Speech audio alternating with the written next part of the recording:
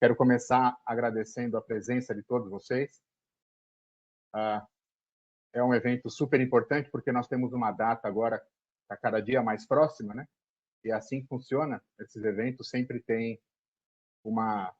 começa, né, com uma distância grande de quando vai começar, de efetivamente qual é o prazo, mas depois de passado algum tempo é natural, né, que as empresas estejam cada dia mais apertadas em relação aos prazos para estarem adequados à LGPD. A gente tem passado por um momento de transformação muito forte no mercado, né? Nós estamos falando muito de digital, de dados, de inovação, de modelos ambidestros. Nós aqui na KPMG chamamos todos esses movimentos transformacionais de nova realidade, né? Muitas mudanças, inclusive mudanças culturais em relação à gestão de pessoas muito forte, né? O ambiente remoto, como nós chamamos aqui, o home office, né? O working from home, né, Alex, para a gente deixar aqui como os americanos falam. A gente tem falado muito de escalabilidade, tem falado de open banking, sempre com muita tecnologia, mais plataformas, né, mais acessos. Tudo isso se tornou absolutamente imperativo para as empresas, é algo, diria, vital, seja para você se posicionar de uma forma diferente no mercado, como um diferencial competitivo, e eu diria que para muitas empresas, para não dizer todas, até mesmo por uma questão de sobrevivência. Portanto, acho que é um caminho sem volta, tem grandes benefícios em toda essa jornada, todo mundo quer ser mais ágil, né? Modelos agile estão tomando cada dia mais corpo, mas também queremos ser inovadores, claro, mas também queremos ser resilientes e também queremos evitar problemas, né? Eu acho que o fato de você ser ágil, de você ser inovador, de você trabalhar mais com plataformas, tal, não significa que você quer ter problemas, né? E aí, esse tema que a gente vai falar aqui hoje tem muito a ver com essa questão, né? E principalmente quando se fala de privacidade e proteção dos dados, né? E também, eu conectando com o tema de GRC, né? Acho que uma boa reputação em GRC também tem essa questão do equilíbrio, né? O GRC sempre foi visto como algo que deve ser equilibrado dentro das organizações, né? Se você tem demais, você faz com que a velocidade, com que a agilidade da organização não seja boa. Se você tem de menos, o seu risco aumenta muito. E GRC não é sobre evitar risco, né? Mas como tomá-los de uma forma consciente, adequada. É um processo de gerenciamento, né? E não para que se evitem os riscos, porque, na verdade, o retorno depende também de risco, né? O tema LGPD aqui que vai ser apresentado pelos painelistas, em breve, daqui a pouquinho a Samara vai apresentá-los, ele não tem como ser trabalhado sem que a gente fale um pouco sobre alguns processos, né? Alguns processos básicos que dizem respeito à conformidade em relação aos temas de privacidade, governança de privacidade, direito dos titulares, né, das informações, dos dados, que é um outro tema super importante, né? Além de uma questão aqui regulatória, né? E não é mais opcional, e carrega também uma questão aqui, ou uma outra questão super importante, que é a questão reputacional, né? O que isso significa para as organizações num potencial vazamento, né, desse tipo de informação? Acho que todos nós já tivemos a oportunidade de ler uma série de notícias relacionadas a isso, muitas vezes até de provedores que você trabalha e tem algum nível de preocupação, né? Tem um agora super quente no mercado que eu acredito que boa parte aqui pode vir a ser cliente. Então, esse acho que é um tema muito importante, como eu falei, inovação, essa nova realidade, muita preocupação com processos, com controles, né? Às vezes acho que pode parecer um pouquinho contraditório, né? Processos e controles com inovação, tecnologia e digital. Eu discordo, né? Acho que a analogia sempre aqui é do carro, né? Então, a gente sempre acha que o que faz o carro o que faz com que a gente possa ter mais velocidade num carro é exclusivamente o motor, né? E não é, né? Depende muito do sistema de segurança do carro, dos freios e de outros componentes, porque aí você se sente seguro para ir numa determinada velocidade. E cuidado com as multas, porque senão você pode perder a sua CNH, né? Mas não é só o motor, né? É todo o carro, todo o componente. Esse equilíbrio, ele é extremamente importante. Então, hoje a gente vai falar bastante sobre esse equilíbrio, né, os desafios que as empresas estão tendo para automatizar os seus processos. Assim surgiu a aliança espetacular, na minha opinião, aqui da OneTrust com a KPMG, né, a KPMG trazendo aqui um aporte de empresa líder em GRC, o OneTrust trazendo uma plataforma com muita tecnologia, então aí você consegue associar muito bem aqui os benefícios de cada um deles e, obviamente, o nosso propósito aqui é levar esses benefícios para os nossos clientes, né? Então, vamos falar sobre isso hoje, né? Não tomar, obviamente, muito tempo aqui, é só uma rápida abertura, mas estou muito empolgado aqui com o evento. Bom evento a todos vocês e passo a palavra para você, Samara. Muito obrigado aqui pelo convite. Bom dia a todos, sejam muito bem-vindos ao nosso webinar. Coutinho, muito obrigada pela introdução, a sua presença aqui só ressalta essa importância, a latência do tema para o mercado hoje. Eu quero me apresentar rapidamente, eu sou a Samara, sou sócia e diretora da área de cibersegurança e privacidade na KPMG Brasil, e vou conduzir esse início de webinar junto com todos. Quero apresentar rapidamente os nossos participantes. Vocês conversaram agora há pouco com o Coutinho, nosso sócio líder em advisory na KPMG. E na sequência nós vamos passar para uma abordagem desse tema de privacidade e proteção de dados, com 3 focos principais, né? Nós vamos falar sobre o ponto de vista de mercado, num primeiro momento, estabelecendo esses pontos de conexão, como estamos em relação à maturidade e o que esperar da postura da ANPD, da nossa Autoridade Nacional de Proteção de Dados, a partir de agosto. Na sequência, nós vamos trazer o ponto de vista de governança, como aplicar a governança no dia a dia para garantir que eu tenho a visibilidade dos riscos, dos dados que circulam na operação, e o Alex, que é o nosso convidado especial, diretor responsável pela América Latina na OneTrust, ferramenta número 1 em governança de dados no mundo, expõe toda essa experiência e algumas recomendações para os nossos participantes. E, por fim, o terceiro ponto de vista, quando nós tratamos do tema sob o ponto de vista, o aspecto de segurança da informação, quando o Leandro Antônio, nosso sócio líder para Cybersecurity e Privacy na KPMG, aborda alguns principais aspectos dessas salvaguardas técnicas, que, como o Coutinho muito bem colocou, são os controles que fazem com que as companhias possam adotar certa velocidade com segurança no tratamento de dados aqui no Brasil, ok? Ressaltando, né, que a KPMG tem uma aliança global com a OneTrust para oferecer para os nossos clientes soluções de ponta a ponta, soluções que permitam a adequação, a governança desse tema no dia a dia de uma forma muito otimizada, automatizada, oportunizando muitas vezes os testes de módulos, de opções dessas soluções que a OneTrust oferece para o mercado, aos nossos clientes, mais uma série de vantagens. Então, convido vocês a visitarem, conhecerem as plataformas da OneTrust. Ontem nós estivemos presentes também em uma palestra promovida pela OneTrust, junto com a Autoridade Nacional de Proteção de Dados, que ficou gravada lá no site deles com várias informações importantes. Se vocês tiverem a curiosidade de consultar, com certeza é um conteúdo muito rico que vai agregar o dia a dia desses profissionais de privacidade e proteção de dados e de governança de riscos no geral, ok? Quero deixar vocês à vontade para mandar perguntas no chat a qualquer momento. Nós vamos ter 10 minutos no encerramento para distribuir essas perguntas para os nossos participantes, abordar alguns temas. E vamos disponibilizar os nossos contatos também, caso vocês tenham mais dúvidas ou precisem de algum apoio a respeito do tema. Vamos começar, então, o nosso webinar trazendo uma visão de como o mercado vem se comportando desde que a lei entrou em vigor, em setembro do ano passado, e como que nós, que convivemos com o mercado, com as empresas no dia a dia, percebemos uma mudança de comportamento, uma mudança de mindset, e fomos entendendo e aprendendo esse tema que é tão novo aqui no Brasil, né?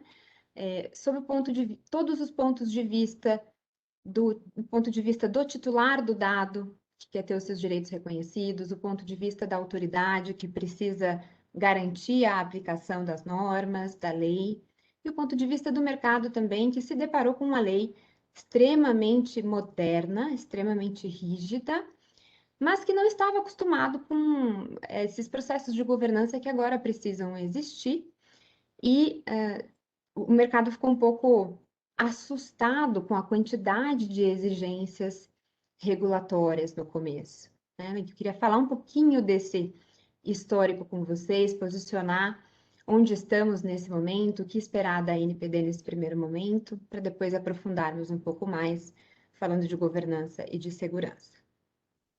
Bom, como nós comentamos, a LGPD já está vigente, a Lei Geral de Proteção de Dados, desde setembro de 2020, tem as suas regras aplicáveis, né, e executáveis por parte das autoridades. A lei, num primeiro momento, gerou esse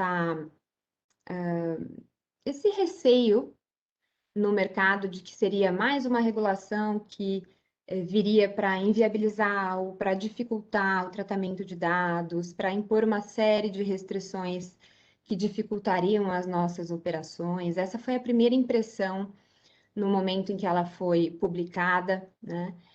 Isso em razão de todo o histórico de regulações que nós temos aqui no Brasil, nós somos muito regulados, né? E pelo comportamento das nossas autoridades também. Então, num primeiro momento, a percepção do mercado foi de que essa adequação ou essas regras de governança trazidas pela Lei Geral de Proteção de Dados teriam que ser rapidamente pensadas, adequadas, implementadas, sob o aspecto de evitar sanções, principalmente, né? Ela é uma lei que traz muitas obrigações para todas as empresas que tratam dados pessoais e também traz multas e sanções muito rígidas, muito pesadas, que podem ser aplicadas pela Autoridade Nacional de Proteção de Dados em caso de violação da lei. E essas sanções variam desde uma advertência simples até uma multa que pode chegar ao teto de 50 milhões de reais ou até 2% do faturamento do grupo econômico no exercício anterior. Obviamente que há uma análise de razoabilidade, proporcionalidade e gravidade de cada tipo de violação da lei para medir a aplicação de sanções, né, perante as empresas, e tem alguns mitigadores aqui que nós vamos conversar que são importantes para esse momento. Mas lá no começo, né, quando o mercado começou a olhar para a lei, o mindset, o objetivo era principalmente adequar ao mínimo ou ao máximo possível as operações para se evitar sanções, sob o ponto de vista de cumprimento desses requisitos regulatórios. E com o tempo, com a interação com a Autoridade Nacional de Proteção de Dados, que já começou a divulgar nos seus sites os seus guias orientativos, as consultas públicas também sobre a sua forma de atuação, nós fomos compreendendo uma postura um pouco diferente. Uma postura de que essa é uma autoridade que, na sua regulação, na sua atuação, ela busca mudar esse cenário de um órgão fiscalizador que controla e pune, né? Porque, inclusive, ontem, em conversa com membros da autoridade, isso foi dito expressamente, né, nessa palestra que nós comentamos aqui, promovida pela OneTrust, no sentido de que o Brasil já entendeu que controlar e aplicar sanções só gera uma judicialização enorme, né, uma quantidade de processos judiciais, ofícios, reclamações enorme, e que isso não resolve de fato o problema, que é criar a cultura de proteção de dados, a educação em proteção de dados, que é o que faz com que o país consiga atingir o real objetivo da lei, que é um objetivo econômico, né? Então, a própria autoridade compreende que a lei ela tem um objetivo maior, que é estabelecer o Brasil num mercado que hoje é global, de tratamento de dados, de soluções digitais, de experiências cada vez mais personalizadas e que dependem do tratamento de dados dos usuários, né? Que a lei trouxe lá no seu primeiro artigo como os seus objetivos o crescimento econômico, a inovação, o desenvolvimento da tecnologia.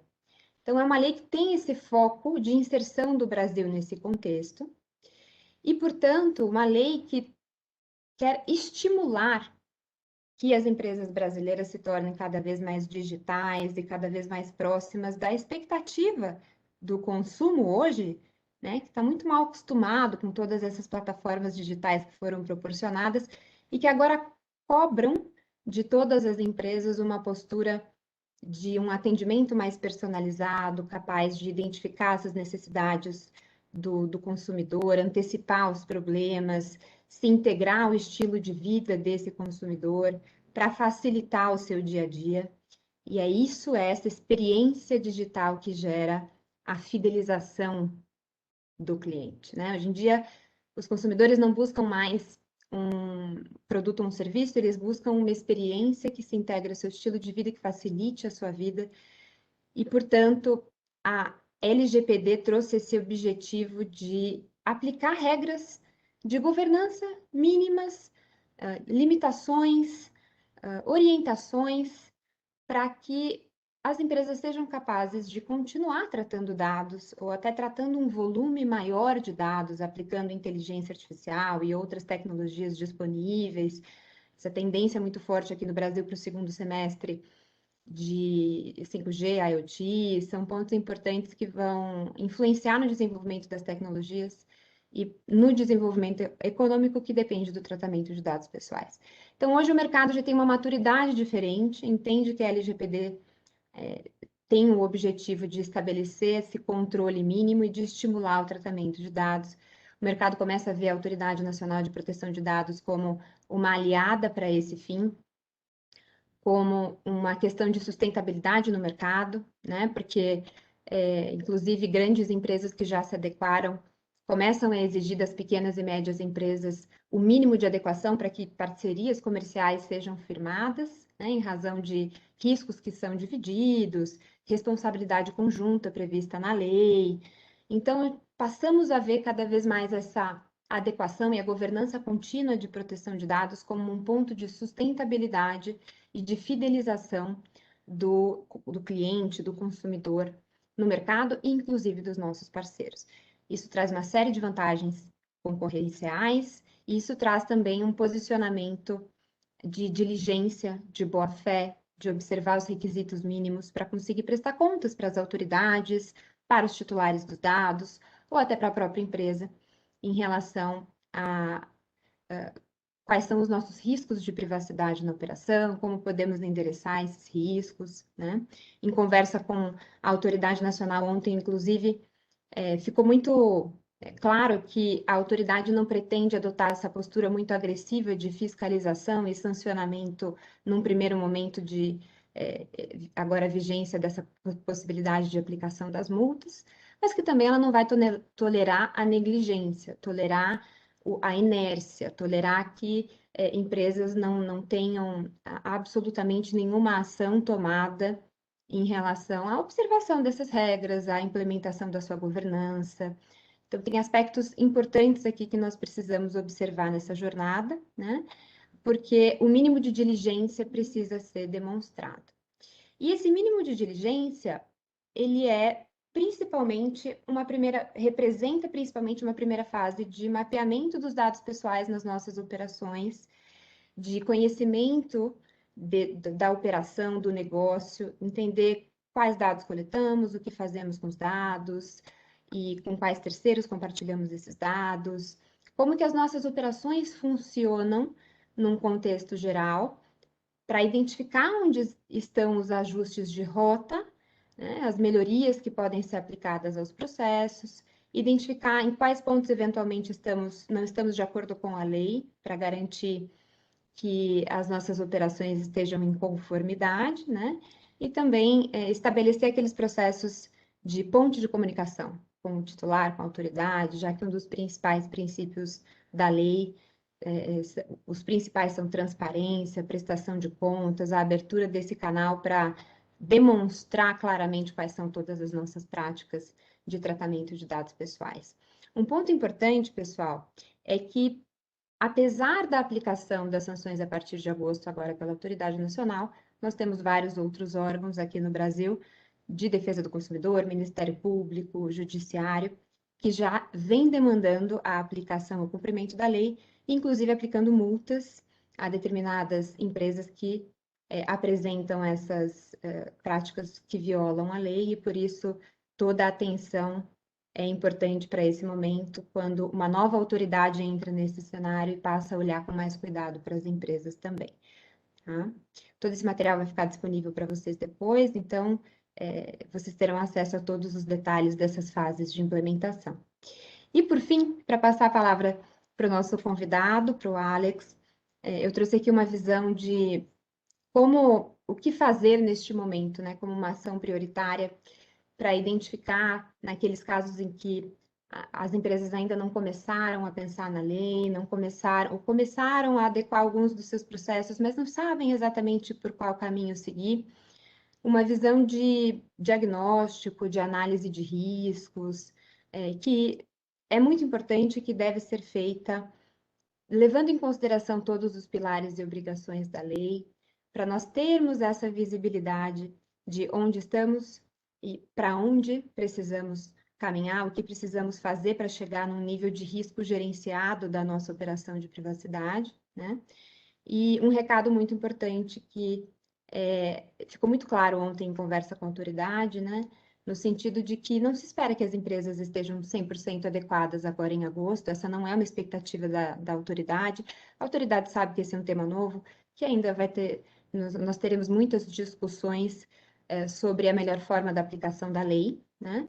Mas que como essa negligência não será tolerada, pelo menos um bom mapeamento de riscos, um bom plano de ação sobre quais passos serão dados, de acordo com a capacidade econômica, com a capacidade estrutural de cada empresa, é o mínimo que precisaria ser pensado para a demonstração dessa diligência, da boa-fé e também da colaboração com as autoridades, que são fatores expressos na lei de atenuação de sanções e de multas, né?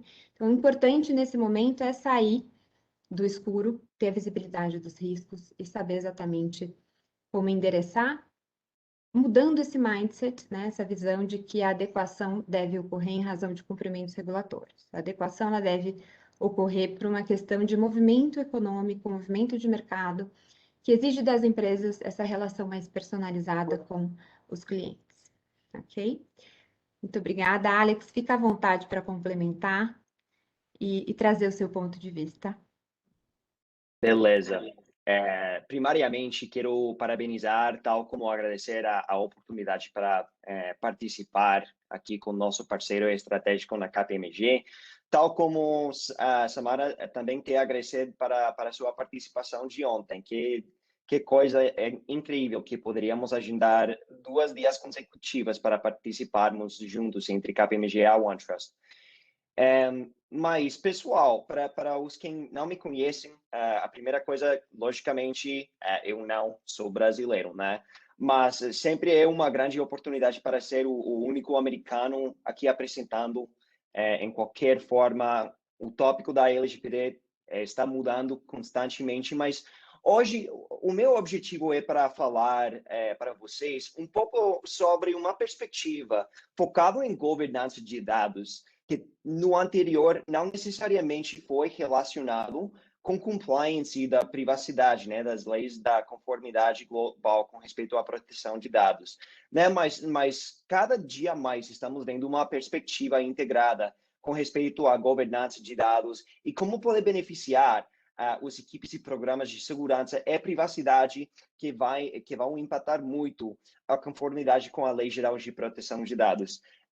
Para me apresentar pessoalmente, eu sou o diretor responsável para a América Latina. Eu já tenho mais que 5 anos trabalhando especificamente ao nível global, tal como regional na América Latina, com respeito às várias leis de proteção de dados. Então, para começarmos, vou definir um pouco sobre os problemas modernos na época e arquitetura moderna com o uso dos dados e quais são algumas coisas que podem atrapalhar as empresas com respeito ao governança de dados. Vamos falar e definir um pouco sobre como os programas de governança de dados têm êxito e como têm uma vista de ser exitosos no uso de dados e programas adequados. E depois vamos aplicar os conceitos para o CISO, o responsável ou encarregado para a proteção de dados e segurança de dados, tal como para o DPO, o encarregado conforme a Lei Geral de Proteção de Dados. E, enfim, vamos fechar com um resumo de uma programa integrada com respeito à governança de dados. Então, para começarmos, vamos definir qual é o problema com dados. E temos que pensar em um conceito-chave para todas as empresas modernas, né? As empresas têm um vício forte com respeito aos dados. E por que temos isso? O primeiro ponto é o nosso investimento, né? Para mudar, por exemplo, para uma estratégia para uma empresa que desenvolve ferramentas, né? Mudamos para uma estratégia, por exemplo, nativa ou quase 100% nativa na nuvem, para incrementar um nível de inovação que podemos criar, né? Para criarmos vantagens estratégicas e competitivas, por exemplo, com respeito à escalabilidade e também para conhecer, por exemplo, utilizando os dados para um conceito de QIC, Know Your Customer, entender melhor o perfil de consumidor que estamos tentando vender um produto, um serviço, né? Isso é o primeiro ponto, que estamos investindo muito no lado da tecnologia. O segundo ponto é que estamos enfocados em interoperabilidade, ou seja, a integração entre sistemas, processos e pessoas para assegurar que poderíamos oferecer e criar gestão de uma forma mais centralizada e completa com respeito ao nosso uso e perfil de dados e como também os grupos internos de uma empresa ou entre parceiros de várias empresas poderiam compartilhar e utilizar os dados de uma forma melhor. O terceiro conceito também é internamente. A gente quer confiar em nossos processos e estudar os nossos processos, utilizando esse conceito de melhora contínua em processos. Ou para meus amigos que também têm o conceito conhecido em inglês, Continual Process Improvement, com uma visão e um objetivo em criar excelência operacional. Então, constantemente temos que enriquecer os nossos dados e o nosso entendimento interno, tal como externo, para assegurar que estamos crescendo e ainda mais oferecendo benefícios e eficiência nos processos, nos dados, e eliminando também silos e redundância.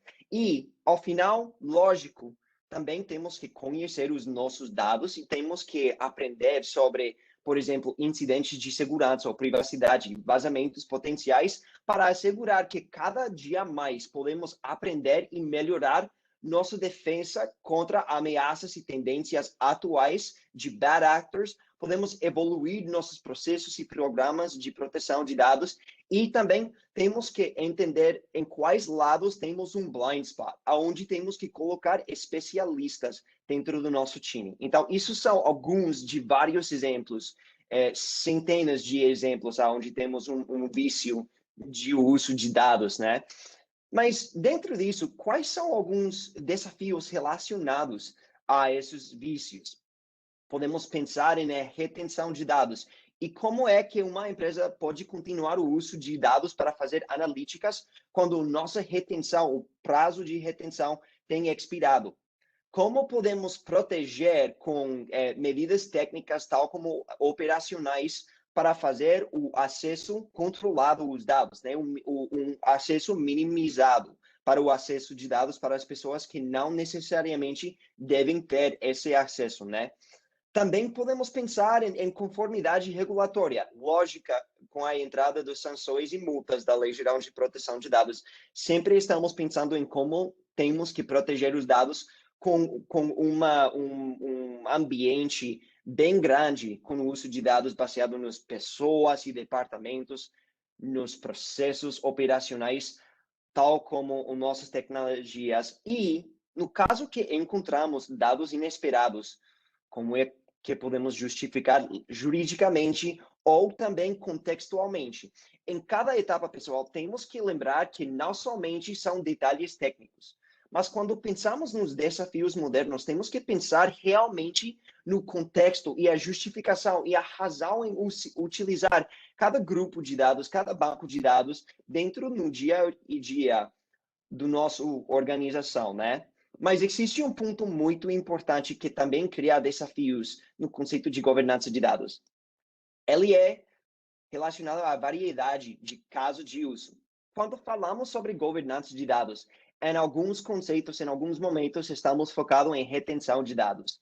Estamos possivelmente pensando em nossa estratégia para migrar dados para uma nuvem e criar aplicações nativamente na nuvem. Podemos pensar sobre os fontes de dados que são estruturados, mas também podemos pensar sobre dados não estruturados, por exemplo, fontes como o SharePoint, onde, por medidas de produtividade, temos que acessar os dados, porém, o armazenamento deles dentro de uma fonte, um site não estruturado pode representar muitos desafios. Também temos que entender o perfil de dados e os dados específicos para cumprir com as obrigações da Lei Geral de Proteção de Dados com respeito às solicitações de direitos dos titulares. Então, pessoal, o ponto é que existem várias razões para implementar governança de dados. Mas como é uma expectativa, uma visão mais geral sobre um programa adequado ou um programa excelente com respeito à governança de dados? Tem basicamente 3 princípios que vão definir características de esse programa. Primariamente, temos que entender e ter uma vista geral sobre o catálogo de dados. Quais são os dados que estamos utilizando? Como podemos definir de uma forma comum e certa dentro de todos os níveis da nossa organização? Quais dados estamos utilizando? E como podemos também visualizar esses dados e o uso desses dados com painéis, com relatórios visuais que podemos compartilhar aqui dentro dos nossos times. O segundo ponto, temos que pensar em como vamos assegurar e dar confiança e confiabilidade nesses dados, né? Como é que vamos assegurar que estamos protegendo esses dados baseado nas fontes aonde estamos tratando e processando e armazenando esses dados? E como é que podemos criar e utilizar medidas de controles técnicos como criptografia, mascaramento dos dados? Esses tipos de recursos técnicos são de uma importância extrema para as empresas. E com respeito à privacidade, como é que podemos não somente localizar os dados vinculados em só uma entidade, como podemos focar nas pessoas físicas com respeito aos dados utilizados, como é que podemos criar e automatizar esse processo de direitos dos titulares, o DSAR, e como é que podemos entender, proteger e minimizar o uso e acesso aos nossos dados. Essas principais são características de um programa baseado ou em tecnologia ou de uma forma certa, possivelmente manual também. Mas, com tudo isso, são algumas das principais características importantes. E nosso programa de governança de dados deve ser refletido a um nível apropriado com respeito à granularidade e visibilidade que precisamos, porém, temos que desenhar programas que são úteis para todo mundo, não somente a equipe de governança de dados ou de segurança ou da privacidade de dados. Quando contextualizamos o uso de dados dentro dos nossos ambientes modernos, temos que pensar no valor útil dos dados para a nossa equipe de RH, para a nossa equipe de marketing, para a nossa equipe de TI, por exemplo, que não necessariamente tem 100% do foco no governança e proteção de dados. É bastante importante que podemos chegar em vários níveis de granularidade para assegurar que nosso desafio não é para evitar silos. Nosso desafio com respeito à governança de dados é para ajudar nos processos de governança e estabelecer os guardrails sobre o uso prático dos dados.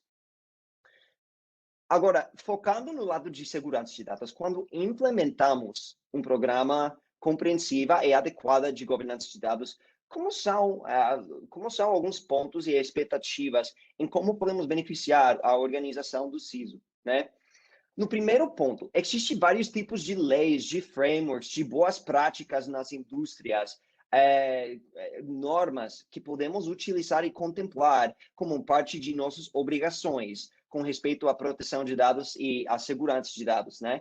E, porém, que alguns exemplos do NERC, por exemplo, do NIST, não necessariamente são tão utilizados em Brasil, em comparação, por exemplo, dos Estados Unidos. O ponto é, quando governamos os dados, pode informar nossa postura potencial, tal como o perfil de risco de uma falta de proteção de dados, que pode ajudar na conformidade ao nível regional específico, baseado, por exemplo, na Lei Geral de Proteção de Dados, mas também podemos contemplar benefícios com vários outros tipos de leis ou frameworks e normas de boas práticas para assegurar que podemos escalar e ter uma visibilidade centralizada que o equipe do CISO mais técnico pode assegurar que estamos utilizando medidas e controles técnicas, tal como organizacionais e de conscientização, para assegurar que podemos evitar sanções potenciais.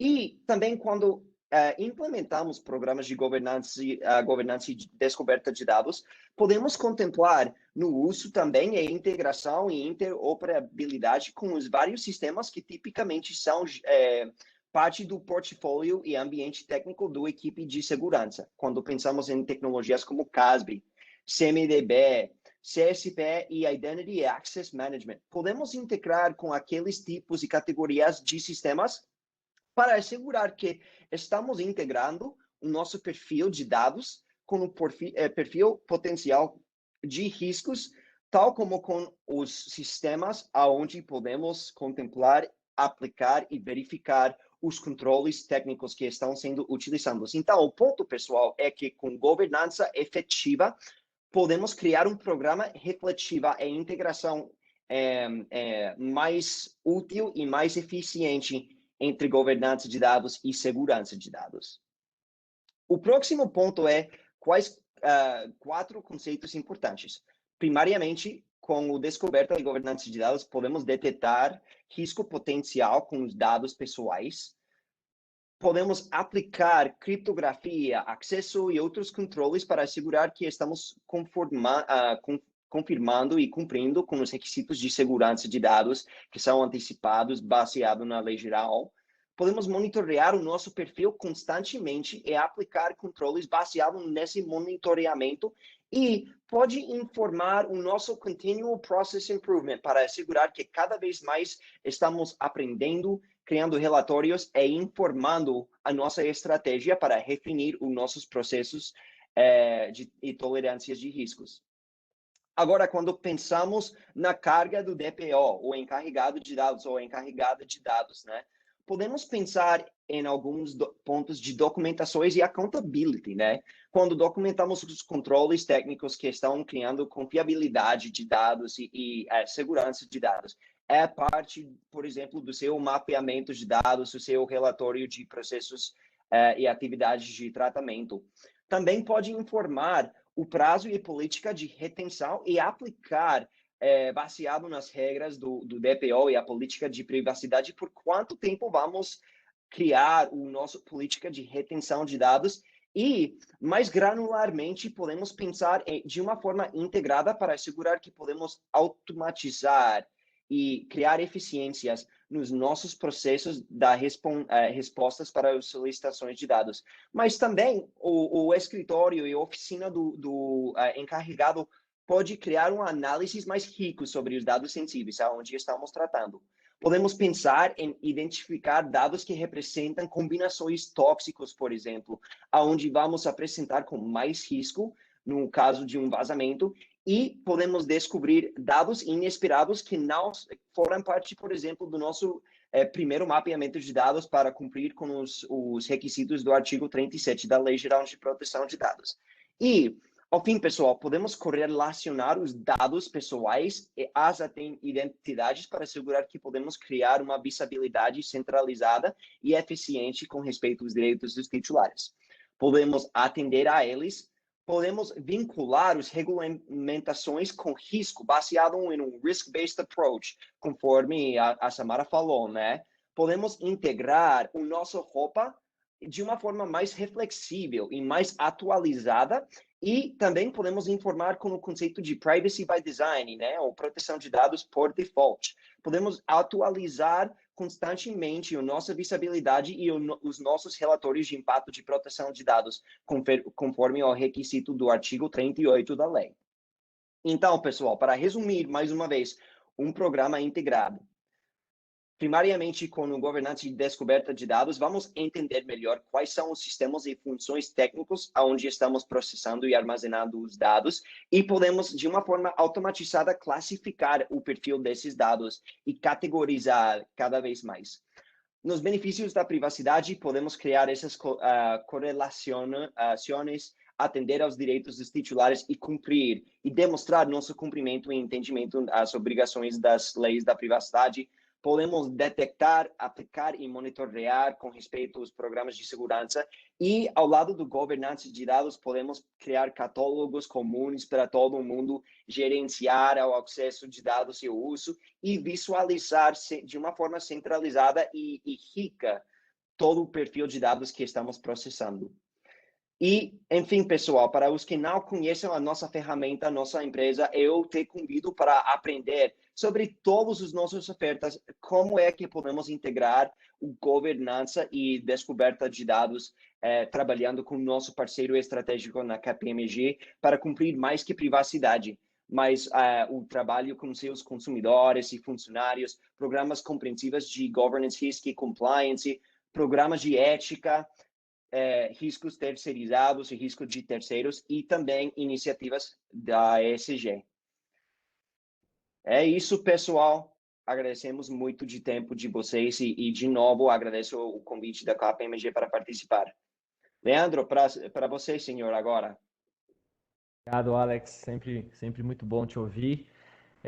Bom dia a todos. O primeiro comentário aqui, pessoal, vocês estão muito quietinhos. A gente está esperando perguntas de vocês aqui no nosso chat. Mandem perguntas, a gente está aqui daqui a pouquinho para responder todas elas. Gostei muito, pessoal, só para fazer a introdução aqui do que o Coutinho falou no começo, né, sobre o programa de GRC, como a Samara abordou a perspectiva de risco e do regulador, e como o Alex deu uma visão para a gente bastante completa de como essas peças se plugam, né? Adoraria voltar no desenho do Alex e passar ali 1 hora falando sobre a sistemática do OneTrust em tratar o assunto GRC. Vocês viram ali que até mesmo ESG, que é um tema que está super na pauta, a gente já tem lidado dentro da plataforma. Então, todas essas peças juntas, e como o Alex citou, junto com segurança, acabam trazendo para a gente aqui aquilo que a gente espera na prática das salvaguardas de segurança para os nossos processos. Eu vou falar muito rapidamente aqui, esse slide. Eu não quero percorrer muito ele fala de um estudo da KPMG que está no rodapé, depois vocês podem acessá-lo, mas fala um pouco dos anseios que a gente tem nas corporações, né? E o que é esperado, né? Então, que a gente faça a gestão do risco adequada, o que os consumidores esperam de nós, né? Que a organização priorize a proteção de dados. Isso tudo está muito ligado ao que o Coutinho apresentou na introdução aqui sobre a sistemática digital. Essa pesquisa é muito recente, ela é agora de maio, junho de 2021, onde os consumidores, na sua maioria, e eu digo maioria esmagadora, algo como 98% deles entendem que as empresas deveriam se demonstrar diligentes com a proteção de dados e principalmente com a segurança que é aplicada. Então, eu não vou ser exaustivo nele, eu vou direto para a sistemática problemática nossa aqui. De novo, a gente sempre acha que esse assunto é uma surpresa. Segurança parece assunto que a gente tem que... Todo mundo fala de cyber risk, de proteção, de que a gente tem que fazer a segurança dos nossos ambientes. E essa aqui é uma outra pesquisa Harvard Nash da KPMG de 2020, que fala só de CIOs, ou seja, os líderes de tecnologia das empresas, onde a gente vai investir.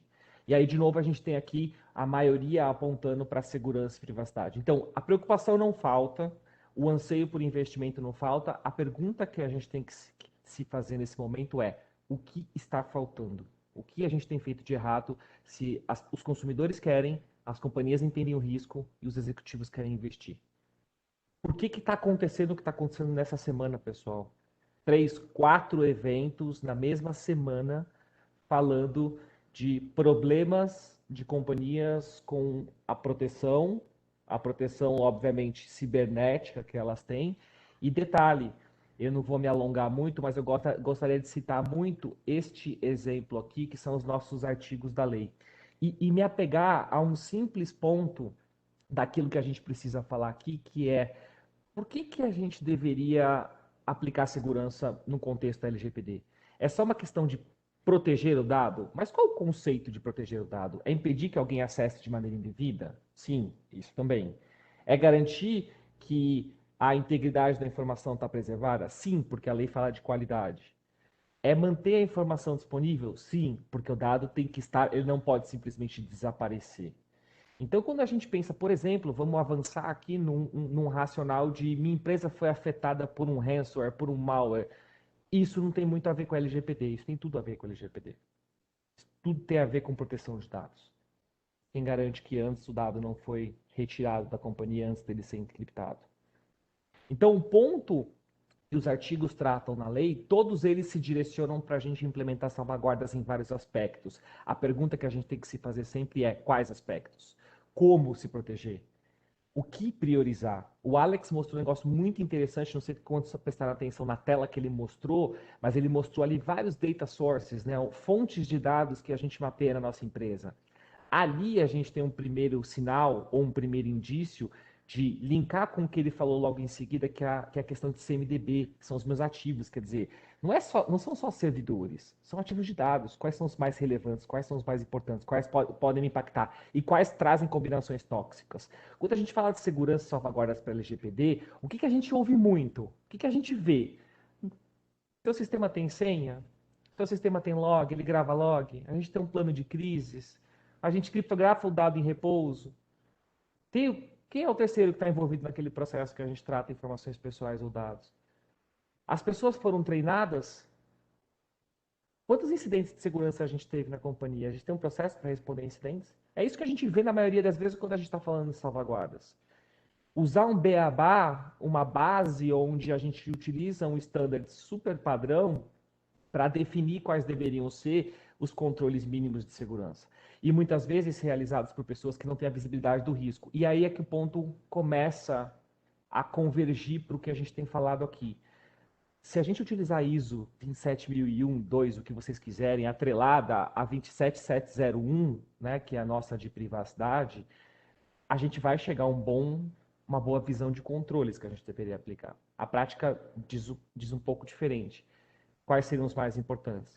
Por que eu tenho que ter uma visão de se o meu sistema tem senha? Cara, senha é só um método de você acessar um sistema. Se ele não tiver sua infraestrutura protegida, não serve para nada. Né? Os logs. Gravar log se eu não consigo olhar o log, se eu não consigo correlacionar o log, se o log não me diz nada. Ter um plano de crise. Ter um plano de crise se as pessoas não foram treinadas para responder as perguntas corretas. Criptografar os dados em repouso. Desde quando aqui uma empresa trabalha com dados somente em repouso, pessoal? Criptografe o disco da máquina. Para que isso serve? Se no momento que uma pessoa pede acesso, um DBA pede acesso àquele banco de dados, o dado já está decriptado. Como é que eu protejo essa informação? O terceiro, qual é o risco do terceiro? Você vai fazer análise de todos os terceiros independente desse risco? Ou você vai definir categorias e vai fazer análises mais estruturadas baseadas nos riscos? Treinar as pessoas no quê? Botar elas na frente de uma tela e dizer que elas têm que respeitar a política de segurança, que elas não podem clicar no link, etc, etc. Que dado pessoal é isso, que dado sensível é aquilo. Qual é o objetivo final que a gente tem que treinar? Por fim, incidentes de segurança. Eu sempre pergunto para os clientes quantos incidentes eles tiveram no último ano. E a resposta é: a gente não teve incidentes. Todo mundo tem incidentes. A pergunta é qual a relevância do incidente. Avançando um pouco, pessoal, a gente tem uma forma de classificar ou que a gente entende que seria razoável de tratar as salvaguardas técnicas. Uma visão muito voltada, primeiro, qual é o ambiente que a gente vive e qual é o ambiente de risco da nossa companhia. Em seguida, separar os nossos controles naqueles que reduzem a probabilidade de algo acontecer, são os controles de proteção, se a gente for seguir o NIST, como o Alex falou, os controles de impacto, ou seja, que reduz o impacto caso algo ocorra, e outros controles que são fundamentais ou que ocorrem para apoiar outros controles do nosso arcabouço. Se você pegar a ISO e dividir, você teria 3 grandes conjuntos de controle. E quando eu falo a ISO, pessoal, eu quero deixar um alerta muito grande aqui, que eu falo da ISO 27001. Mas vocês sabem quantas normas existem já publicadas da ABNT do Brasil sobre privacidade? Dá uma pesquisada depois, na 18638, que fala de proteção de dados na saúde. Olha a 25237 de 2020, que fala de pseudo-anonimização na saúde. Olha a 27701, obviamente, que é a nossa principal fonte para a privacidade. Olha a 27018, que fala de proteção de dados de operadores em nuvem. Olha a 29100, que fala sobre estrutura de segurança dentro do ambiente de proteção de dados. E a 29134, que fala sobre controles de segurança para análise de impacto dos negócios. Aposto que metade das pessoas que estão nessa call ou nesse webinar nosso não sabiam que nós tínhamos normas de 2019 para 20 da ABNT, ou seja, traduzidos no nosso Brasil, para serem utilizados num contexto de privacidade. Tudo isso precisa se harmonizar numa análise de risco, e é exatamente isso que eu coloquei aqui no primeiro tópico dos controles. Depois, estimar qual é a eficácia desses controles. Não adianta a gente imaginar que todos os nossos controles têm a mesma efetividade ao longo de toda a cadeia de ativos que a gente mapeou. Determinados sistemas têm uma característica, determinados outros sistemas têm outras características, por isso que as análises de impactos de determinados processos vão ser feitas de maneira diferente. Porque os controles de segurança, as salvaguardas de segurança e aquilo que a gente entende razoável vai mudar de sistema para sistema. Tem sistema legado, tem sistema que está na cloud, tem sistema que está dentro de casa que é bem controlado. Tem todo um contexto em relação a qual é o controle e qual é a sua eficácia dentro da minha companhia. Nenhum controle provavelmente seria pervasivo, que é aquele que atende toda a minha companhia. Ah, mas Leandro, a gente tem uma política de segurança. Parabéns. A gente entende que a política de segurança vai ajudar a estruturar algo, a dizer as diretrizes, mas ela não vai resolver o problema de salvaguardas. Passando mais adiante, a gente tem que entender o nosso modelo de ameaças. O que a gente tem que fazer? Qual é a ameaça? Qual é o passo que alguém poderia cumprir para nos prejudicar? Em seguida, qual é a técnica que ela pode utilizar para nos prejudicar? E aí sim fazer um link de controles. E com isso a gente construiria uma estrutura de árvores, que é justamente o que esse slide diz. Essa estrutura fala nos quadradinhos vermelhos das ameaças, em seguida quais seriam as técnicas utilizadas para me trazer um prejuízo, e lá embaixo as caixinhas roxas são todos os controles que fazem com que essas ameaças não se materializem no meu ambiente. E tudo isso como a gente traduz para o linguajar da companhia? Óbvio, um conjunto de ameaças, um conjunto de exposições que a gente pode ter na nossa companhia deveriam estar endereçados em fatores de risco, que depois se interligam na nossa gestão de risco corporativo. Não é tão simples quanto eu estou dizendo, porque essa árvore ela vai se multiplicando de acordo com as nossas ameaças, os nossos ambientes, os nossos tipos de dados, mas é a forma talvez mais inteligente da gente endereçar os controles de segurança que realmente vão ser utilizados nas nossas análises de impacto. E o que significa o 4 ali embaixo? Incremento de dados e análises. Nada mais é do que você olhar eventos. Nada mais é do que você identificar se determinados conjuntos de controles estão bem, estão mal, estão funcionando ou não. Por fim, o que a gente teria, pessoal? Basicamente, uma ilustração como essa, onde a altura que vocês estão visualizando é o percentual que determinados controles que estão na base têm de reduzir o impacto de alguma coisa no nosso ambiente. Então, o controle 1 e 2, por exemplo, aqui nessa pilha verde, eles teriam altíssima capacidade ou percentual de reduzir o impacto de alguma coisa ou a ocorrência de algo no meu ambiente. E assim sucessivamente, até onde a gente chega ali naqueles controles de baixíssima capacidade de redução de impacto. São controles que simplesmente são talvez acessórios, não os fundamentais, mas acessórios. E aí a gente olharia isso com a seguinte perspectiva, onde os controles que estão nos dois primeiros conjuntos, os de alta redução e de altíssima redução, esses têm valor para o nosso relatório de impacto. Esses são os caras que não podem falhar. Esses são os caras que a gente vai usar o tempo todo para se suportar dentro de uma análise para eventual regulador e etc. Porque são controles-chave e que provavelmente, se falharem, a gente vai ter um problema. Não estou dizendo que a gente vai ter um problema do ponto de vista de um evento cibernético, mas a gente pode ter um problema em relação àquilo que a gente diz na lei, que é proteger os nossos dados de maneira coerente, certo? Depois, a gente tem controles que teriam um valor limitado dentro das nossas análises de impacto para pontos específicos de processos específicos. Depois, a gente teria controles muito pontuais, que são aqueles controles que, vamos ser, falando em português, claro, o business as usual, que a gente tem que fazer, que são aqueles que eu acabei de dizer aqui, que são os acessórios. Beleza. Eles servem para alguma coisa em alguns dos nossos processos. E depois, existiria um outro conjunto de controles que a gente não tem que gastar esforço, porque eles não são capazes de mitigar o risco por si só. Eles não são nem acessórios, ou seja, eles não apoiam os que reduzem o risco e o impacto, eles não nos ajudam a mitigar o risco, e por fim, é dinheiro que a gente está gastando. Provavelmente, o custo destes controles, fazer com esses controles ou de mantê-los em funcionamento é muito maior do que o próprio risco que eles conseguem mitigar nas nossas operações. Então essa é um pouco da visão que eu tinha para trazer para vocês aqui.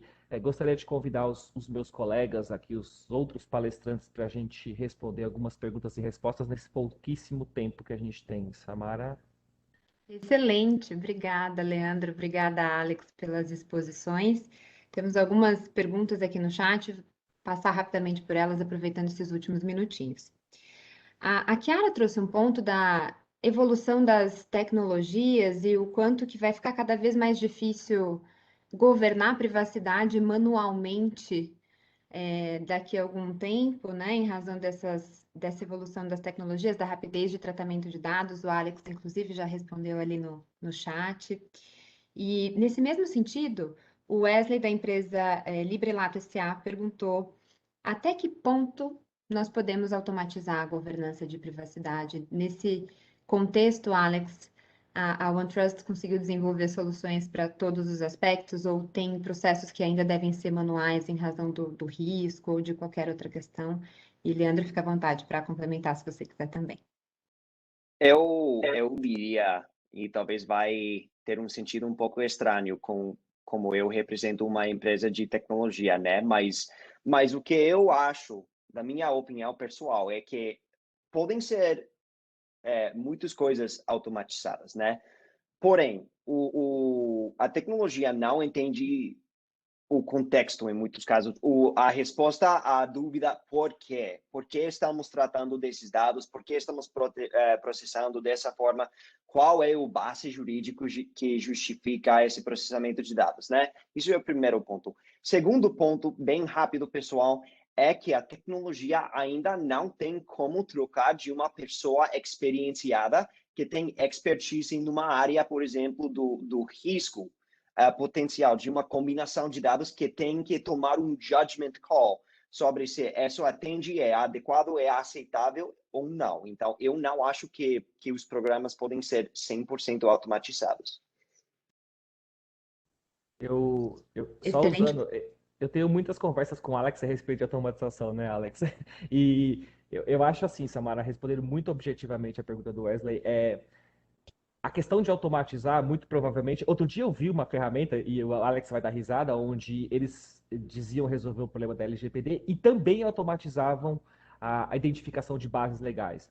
Aí eu falei, caramba, é a segunda vez que eu vejo um advogado morrer nos últimos 2 anos, né? Porque dizem que advogados vão acabar, e agora, né, que a ferramenta define base legal. E isso, para mim, é algo, por exemplo, Wesley, é algo que a gente não pode, num primeiro momento, pensar em automatizar. Não faz o menor sentido, sabe por quê? Porque base legal você depende de interpretações de lei, de diferentes artigos, e também depende de outra coisa.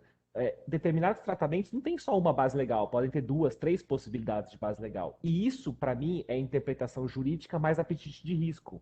Porque se eu dependo de uma base legal, por exemplo, de consentimento, eu tomo um risco para a minha jornada de implantação. Se eu defino que aquilo pode ser, por exemplo, legítimo interesse, dando exemplos bem opostos, eu vou ter que fazer outro tratamento, outro tipo de controle e fazer lá minha análise de impacto de acordo com essa base legal. Então, de maneira ampla, eu diria o seguinte: se você perguntasse para 2 pessoas como eu e Alex, dá para automatizar tudo? A resposta seria, muito provavelmente tem coisas que não dá para a gente automatizar, mas a pergunta subsequente é, o que você tem anseio, Wesley, de automatizar na sua companhia? A gente não pretende automatizar o planeta. Eu falo isso para todos os clientes nossos da OneTrust, que a gente está sempre juntos, porque o objetivo de automatização ele tem que ser algo que nos traga agilidade. Né? É isso que a gente quer aqui. A gente quer agilidade, seja para reduzir um custo na nossa operação.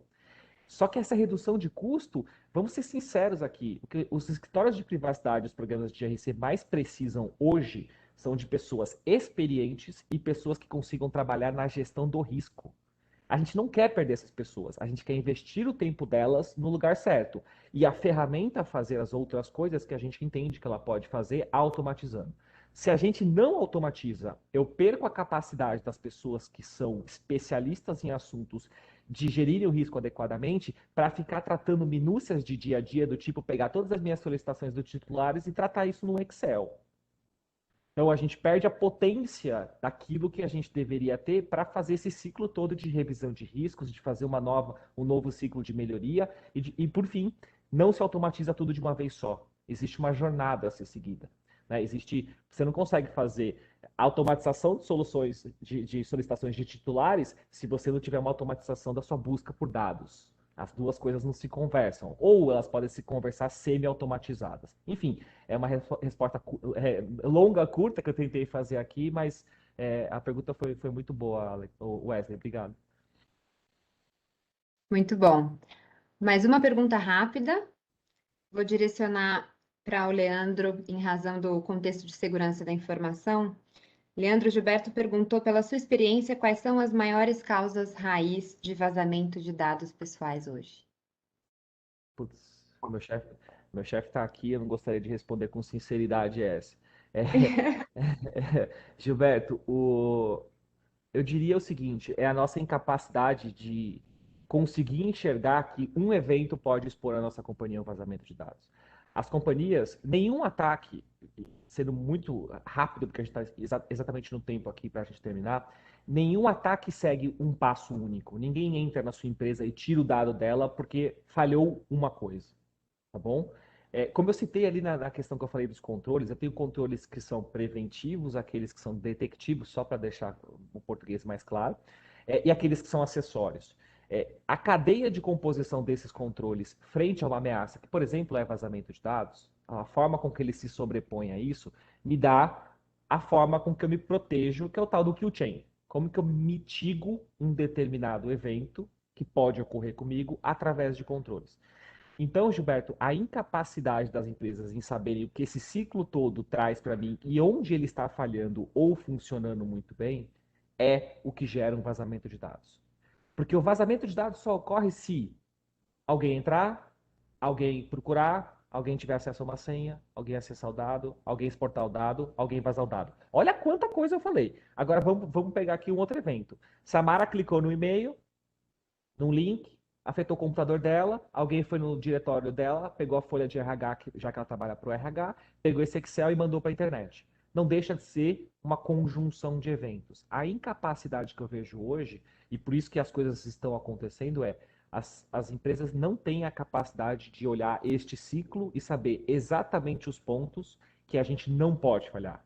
E testar isso de maneira muito exaustiva. Eu citei hoje alguns eventos que têm ocorrido nas últimas semanas. Não tem surpresa nenhuma nesses eventos. E o mês passado, a gente já teve uma outra empresa que sofreu exatamente do mesmo evento.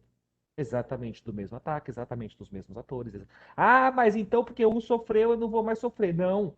É questão de você olhar o momento, o ambiente de ameaças e saber o seguinte: caramba, pode acontecer comigo. Como eu estou preparado? As pessoas não procuram essas respostas. Elas entendem que os controles estão funcionando. E no final do dia o que a gente vê é que eles no final não funcionam. Então, para mim, é justamente isso, Samara. É visibilidade. As pessoas hoje não têm visibilidade disso. Talvez tenham uma visibilidade muito pontual. Ah, minha maturidade de segurança é essa. Os meus controles de segurança são esses, eles funcionam. A gente está vendo como funciona. Está todo mundo sofrendo problemas. Então, acho que essa falta de um contexto mais estratégico e mais visto pelo quanto eu consigo suportar cada coisa no meu ambiente é o que a gente não visualiza, tá? Muito bom, obrigada. Diga, Alex. Não, eu só ia adicionar, porque concordo 100% com o Leandro, né? Mas eu acho que muitas das faltas que resultem em um vazamento é relacionada a uma falta de conscientização. Não somente interno na uma empresa, mas também uma abordagem que requer que os fornecedores, os que oferecem serviços, por exemplo, na nuvem, também não estão criando programas de conscientização para os empregos deles, né? As pessoas que são responsáveis e dirigindo o processamento dos dados como um fornecedor de serviços, né? Então, para resumir, eu acho que o conceito de conscientização é que falta para muitas empresas. Excelente. Muito obrigada, Leandro, Alex, Coutinho. Obrigada aos nossos participantes e ouvintes.